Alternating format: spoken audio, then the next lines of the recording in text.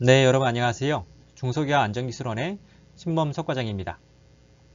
지난번 영상에서는 산업안전보건법과 중대재해처벌법을 비교해갖고 이야기를 나눴죠. 오늘은 중대재해처벌법으로 인한 영향과 우려사항에 대해서 말씀을 드릴 텐데요. 근데 이 흐름은 이렇게 갈 겁니다.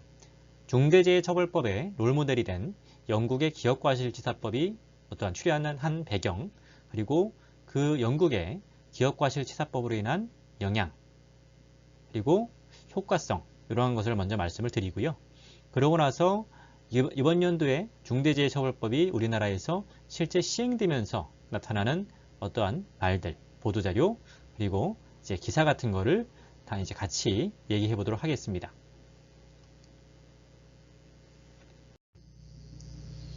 이 사진을 지금 보시면은 이게 우리나라에서 있었던 사건이 아닙니다. 영국의 1987년도 제브리해라는 항로를 운행하던 유람선이 침몰하면서 193명에 달하는 이제 사망자가 나온 사건인데요. 우리나라 세월호 사건하고 참 유사하죠. 어떤 사진으로 봤을 때 상황이나 내용 또한 심지어 유사합니다. 영국에선 이 제브리해 유람선 침몰 사고로 기업과실치사법에 만들어지는데 영향이 줬다고 말이 나옵니다. 우리나라 또한 정말 비슷하죠. 이렇듯 안전은 이러한 사건이나 사고를 먹고 자란다라는 말이 있습니다. 물론 이러한 인명피해가 발생되기 전에 예방을 하고 안전조치를 하면 좋겠지만 일단 사람들이 이러한 사항들에서 의식을 갖는다는 건 어떤 충격요법이 필요한가 봐요. 그래서 이러한 사건이나 사고가 발생되고 나서 법이 강화되는 면이 없잖아 있죠. 어쨌든 그러면 이러한 사건으로 인해 갖고 생긴 영국의 기업과실치사법이나 우리나라의 중대재해처벌법이 어떻게 다른지 또 말씀을 드려보겠습니다. 이 국기별로 지금 나눠서 보시면 되는데요. 태극기가 있는 왼쪽이 중대재해처벌법이 되겠고요. 이제 오른쪽이 영국의 기업과실치사법이 되겠습니다. 처벌 요건은 제가 지난 시간에 말씀드린 것과 같이 중대재해처벌법은 주체, 원인, 결과가 다음 세 가지로 볼 수 있죠. 먼저 사업주 및 경영 책임자냐, 그리고 안전보건 확보 의무를 했냐 안 했냐, 그리고 결과로 봤을 때 사망, 상해, 질병 같은 게 발생을 했냐라는 게 중대재해처벌법의 처벌 요건이 되겠고요. 영국의 기업과실치사법 같은 경우에는 주체, 원인, 결과가 먼저 사업에 실질적으로 영향력을 행사하는 자인가, 그리고 원인은 중대한 과실이 재해의 실질적인 원인으로 작용했는가, 결과는 사망사건이 발생했는가, 요거를 따지고 있습니다. 우리나라랑은 조금 다르죠. 또 이제 사업주, 경영책임자 등의 처벌은 어떻게 다른가? 이제 중대재해처벌법은 제가 앞서서 말씀드린 것과 동일하고요.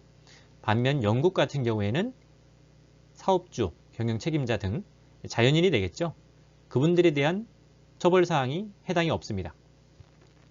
이 내용을 제가 실제로 말씀드리면은 다른 분들이 좀 놀라세요. 진짜 없냐? 영국의 기업과실치사법이 우리나라의 중대재해처벌법의 롤모델인데 정말 없냐? 이런 말들을 하세요. 실제로 없습니다. 이건 저 혼자 말하는 건 아니고요.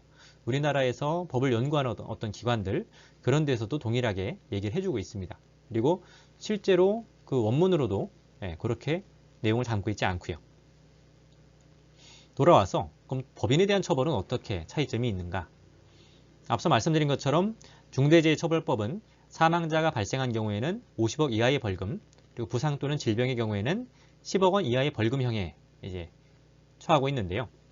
영국의 기업과실치사법 같은 경우에는 사망의 경우에 한해서 상한이 없는 벌금 규정을 적용하고 있습니다. 통상 연간 매출액의 2.5에서 10%에 해당하는 금액인데요. 굉장히 많은 거죠. 이거를 정할 때 영국의 같은 경우에는 양형자문위원회에서 이거를 정하도록 하고 있습니다. 이렇듯 2007년도에 제정된 영국의 기업과실치사법과 21년도에 제정된 중대재해처벌법이 하나하나 뜯어보면 이렇게 차이점을 갖고 있어요. 하지만 두 가지 다 어떠한 사망재해나 중대재해를 처벌을 명확하게 해서 예방하는 데 목적을 준다는 건 동일하게 볼 수 있겠죠. 그러면 우리나라 같은 경우에는 중대재해처벌법이 실제 시행된 지 지금 채 1년이 되지 않았죠. 그럼 영국의 기업과실치사법이 실제로 시행되고 나서 통계적으로 봤을 때 어떠한 의미가 있었는지, 유의미한 변화가 있었는지 이러한 것들도 한번 같이 보겠습니다. 영국의 기업과실치사법이 시행된 전후 산업재해 사망자 수 추이를 나타내는 그래프입니다. 2007년도에 기업과실치사법이 제정이 됐고요. 그리고 2008년도에 기업과실치사법이 시행이 됐습니다. 근데 전후 상황을 좀 볼까요?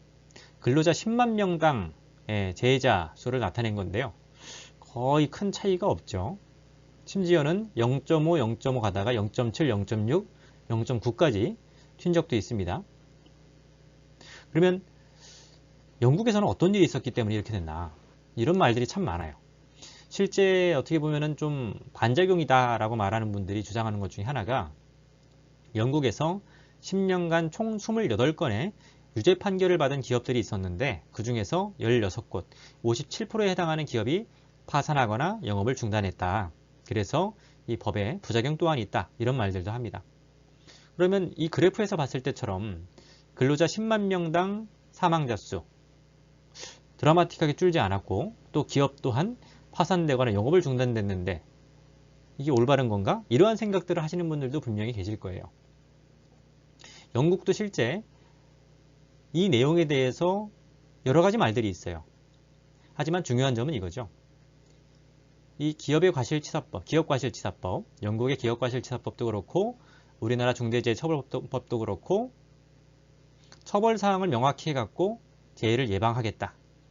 이게 당장 효과가 나타나진 않을 수도 있다는 거예요. 그리고 심지어는 과거에 비해서 사망자 수가 느는 해도 있을 수 있다는 거예요.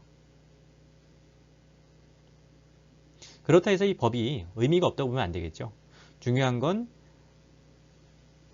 근로자의 사망재해 또는 부상질병까지 우리나라 법에서 담고 있죠. 심지어는 시민재해까지 담고 있는데 그러한 어떤 큰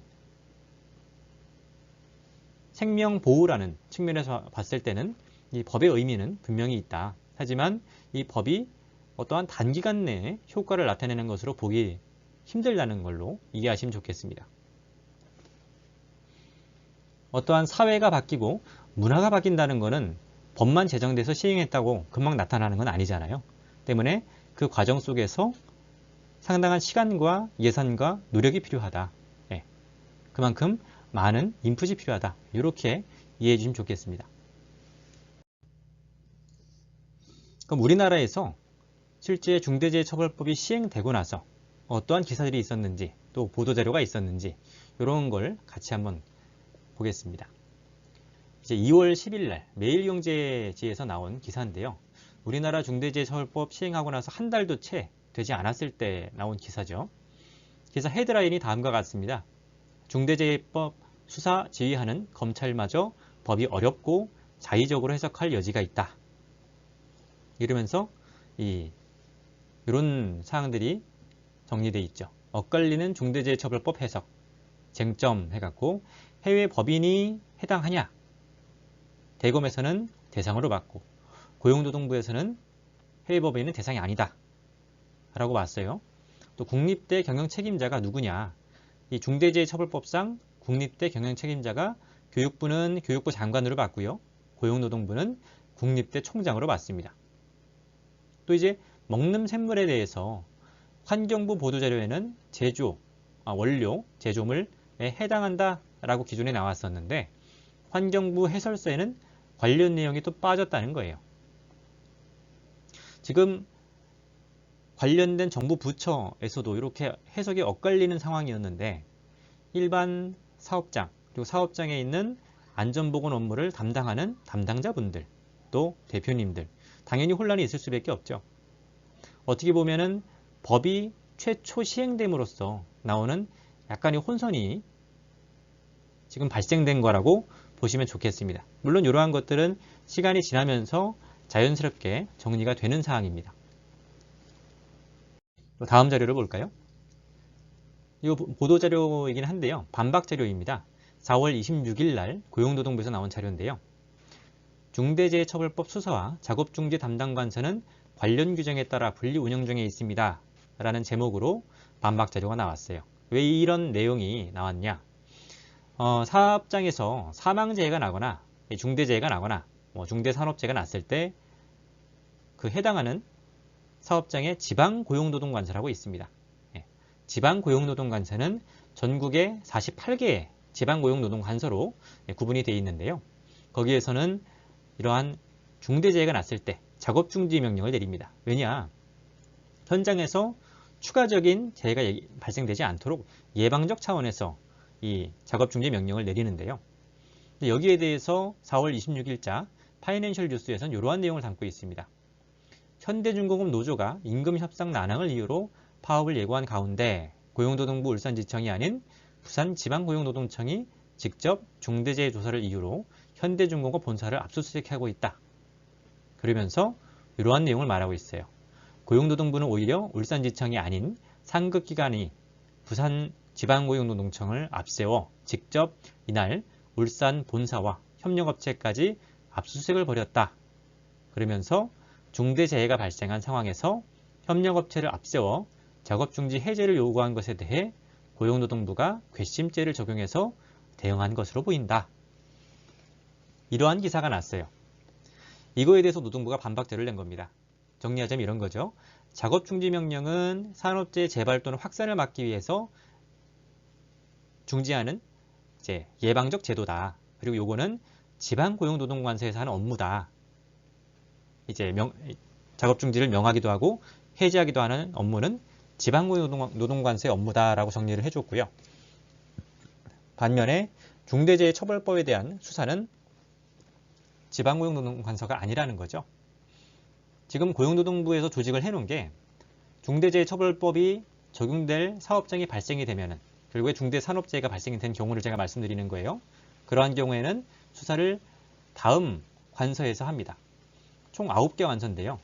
서울지방고용노동청 광역중대재해관리과부터 해갖고 이제 강원지청 산재예방지도과까지 총 9군데의 관할 관서가 있습니다. 대부분이 각 노동청의 지방고용노동청의 광역중대재해관리과로 구분해서 보시면 되겠고요.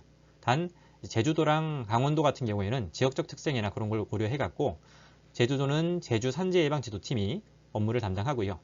강원도 같은 경우에는 광원지청의 산재예방지도과에서 해당 업무를 담당합니다.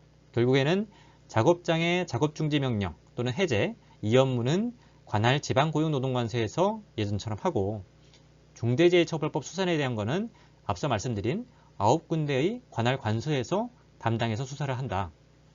그렇기 때문에 독립적으로 운영이 되고 기사에서 말한 것처럼 어떠한 괘씸죄를 적용한다던가 특수한 상황을 고려해서 고용노동부가 움직인 게 아니다라는 점이에요. 이러한 거를 또 우리가 좀 차이점을 두고 봐야겠죠. 다음으로 이제 5월 17일 날 보도자료인데요. 이번에는 보도 설명 자료입니다. 제목을 보시면은 고용노동부는 중대산업재해에 대해 법과 원칙에 따라 엄정하게 수사를 하고 있다라는 내용으로 이제 말을 하고 있어요. 같은 날 5월 17일 날 매일경제에 이러한 기사가 났습니다. 산림청 산업재해 사망자가 42명인데 고용노동부 중대재해처벌법을 말하는 거죠. 수사가 이중잣대로 진행되고 있다. 주요한 내용은 이런 겁니다. 산림청에서 중대재해처벌법 위반 혐의로 적용받는 첫 번째 중앙행정기관이 될지 관심이 쏠린다. 그러나 이를 결정하는 고용노동부의 판단이 차일피일 늦어지면서 정부기관에만 신중한 잣대가 적용되는 것이 아니냐. 추가적으로 지난 3월 발생한 해양경찰청 헬기 추락사고와 관련해서도 중대법이 적용 여부를 여전히 결정짓지 못하고 있다. 기사에서 말하는 논조는 이런 거죠. 중대재해처벌법이 정부 부처나 특정 기관에 대해서는 좀 여지를 남기는 게 아니냐 이런 식의 이제 의미인 건데 사실상 그렇지 않다는 것을 고용노동부에서는 설명하는 거예요. 내용을 보시면 다음과 같습니다. 2022년 1월 27일 중대재해처벌법 시행 이후 산림청에서 발생한 중대산업재해는 총 2건이다. 그 중에서 강원 홍천에서 발생한 중대산업재해의 경우에는 법 위반에 기인하지 않은 사고로 확인되어 검찰의 수사 지휘에 따라 수사를 종결하였으며, 그리고 경북 봉화에서 발생한 사고의 경우에는 현재 검찰의 지휘를 받아 산림청의 중대재해처벌법 위반 여부를 수사 중에 있습니다. 그러면서 또 이렇게 말하고 있죠. 지난 3월 발생한 해양경찰청의 헬기 추락사고의 경우 현재 해양경찰청 등 관련 기관에서 사고 원인을 조사 중에 있습니다. 그리고 고용노동부는 현재까지 총 68건의 중대산업재해에 대해서 수사를 착수하여 중대재해처벌법 위반 혐의로 30건을 입건하고 수사를 진행 중이며, 이 중 4건의 사건을 기소 의견으로 검찰에 송치하였다. 결국에 정리하자면 이런 겁니다. 중대산업재해가 발생한 경우 기업, 중앙행정기관, 지방자치단체 등에 관계없이 철저하게 중대재해처벌법 위반 여부를 수사하고 있다라는 내용이죠. 사실 이 법이 금년도에 처음 시행되는 거죠. 그렇기 때문에 고용노동부도 조심스러운 어떠한 고민은 있을 수 있습니다. 하지만 이 법이 처음 시행되는 만큼 다수의 관련자들, 또 언론, 관계자들이 다 관심을 갖고 보고 있거든요. 그렇기 때문에 지금 기사에 나온 것처럼 특정 기관이나 부처라서 넘어갈 거다, 이런 식으로 볼 필요는 없을 것 같습니다. 노동부에서 지금 보도 설명대로 말한 것처럼 기업이나 중앙행정기관, 지방자치단체 등에 관계없이 이제 동일한 잣대로 법과 원칙에 따라 수사를 한다는 거죠. 다르게 말하면 이런 겁니다. 법과 원칙에 따라 엄정하게 수사하고 있으니까 이게 우리 기업은 다르겠지, 우리 사업장은 다르게 적용되겠지, 이런 식으로 보시면 안 된다는 거예요. 그만큼 준비를 잘 해놓으셔야 된다. 그럼 이제 근로감독관이 실제로 중대산업재해가 발생을 했을 때 어떠한 수사 절차를 가지는지 그 흐름에 대해서 간략하게 말씀드려 보겠습니다. 이 근로감독관, 특별사법경찰관으로 볼 수 있는데요. 그 수사 절차가 어떻게 되냐? 최초의 수사 단서를 이제 확보하는 거죠. 고소고발을 통해서 이제 인지를 하고, 그 다음에 이제 근로감독관이 소환조사, 압수수색, 통화내역조회, 체포, 구속 이런 거 영장이 필요하긴 한데요. 이제 이러한 과정에서 수사를 더 세분화하게 되는 거죠. 그 내용에 따라서 이제 송치를 하고요. 검찰에서는 이제 수사 지휘를 또 할 수 있습니다. 특별사법경찰이기 때문에 검사에서 수사 지휘가 가능하다. 그래서 이러한 과정에서 이제 보완 수사를 하고 이제 그 내용들이 더 많이 확보가 돼 갖고 이거는 정말로 문제가 있다. 그러면은 이제 처분으로 넘어가는 거죠. 앞서 말씀드린 보도자료에서는 5월 17일 기준으로 중대재해처벌법 위반이 30건 입건이 됐고, 그 중에서 4건이 기소 의견으로 검찰에 송치됐다. 이런 내용이 이 수사 절차에도 이제 관련 지어서 같이 살펴볼 수 있겠습니다. 이 중대재해처벌법이라는 게 결국에는 이 처벌과 수사 이러한 내용들을 비껴갈 수가 없어요. 적용이 된다면. 결국에는 우리 기업들 또는 기관, 법인들이 어떻게 준비를 해야 되냐면은 중대산업재해, 중대시민재해가 발생되지 않는 게 제일 베스트겠죠. 하지만 그건 누구도 알 수 없는 일이잖아요. 그렇기 때문에 그 중대재해처벌법에서 요구하는 안전보건 확보 의무, 그거를 잘 준비를 해놔야 된다. 이 말씀을 좀 강조해서 말씀드리고 싶고요. 오늘 교육 내용도 어떻게 보면 지금까지 말씀드린 내용 중에 처벌이나 영향에 대해서 좀 말씀을 드리다 보니까 다소 민감할 수도 있고 딱딱한 내용일 수도 있어요. 하지만 제가 요거를 말씀드리는 이유는 중대재해처벌법이 그만큼 실질적으로 우리 피부에 와닿을 수 있는 문제라는 거예요. 우리 기업이든 우리 조직이든 기관에 영향을 줄 수 있는 법이다. 그렇기 때문에 이 관련된 사항들을 준비를 해 나가야 되는데, 이 내용은 제가 다음 영상에서 또 말씀을 나누도록 하겠습니다. 제가 첫 번째 영상에서 설명드린 안전보건 확보 의무, 두 번째 영상도 말씀드렸죠. 그 안전보건 확보 의무 중에서 중점적으로 우리가 봐야 되는 게 제가 2가지 있다고 말씀드렸죠. 안전보건 관리 체계 구축, 또 하나는 안전보건 관계 법령이 어떻게 되는지 확인을 해야 된다. 안전보건 관계 법령 같은 경우에는 기업마다 상황마다 다 다를 수가 있거든요. 그래서 요거는 사실 기업에서 또는 조직에서 기관에서 개별적으로 좀 확인을 해야 되는 사항들이 많이 있습니다. 그래서 그 부분은 제가 말씀드리기 힘들지만 안전보건 관리 체계 구축에 대한 사항들을 두 가지 영상으로 나눠 갖고 제가 다뤄보도록 할 겁니다. 그 내용을 가지고 제가 다음 영상에서 찾아뵙도록 하겠습니다. 네. 오늘도 영상 시청해주셔서 감사하고요. 네. 수고하셨습니다. 이상입니다.